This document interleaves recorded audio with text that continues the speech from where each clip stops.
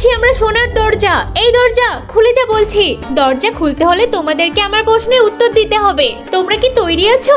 আমি তো একদম তৈরি আছি, আমার ভালোই লাগে। এমন কি জিনিস আছে যা পুরুষ মানুষকে বাঁচিয়ে রাখতে পারে? বলবো, সেটা হলো বউ। আমি ভালো মতো জানি। আরে এটা কি হলো? কারণ ও ভুল উত্তর দিয়েছে।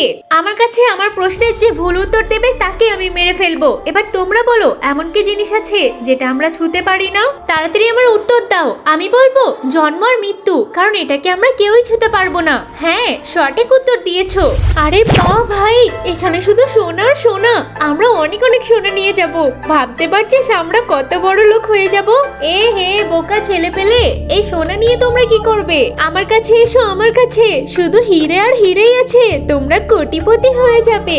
আমার প্রশ্নের উত্তর দাও। আমি পানিতে থাকি তবে আমাকে কেউ দেখতে পায় না। আমি আকাশে থাকি আমি তবে উঠতে পারি না। আমি মাটিতে থাকি তবে আমার পা নিচে থাকে না। তাহলে এটার উত্তর কি হবে?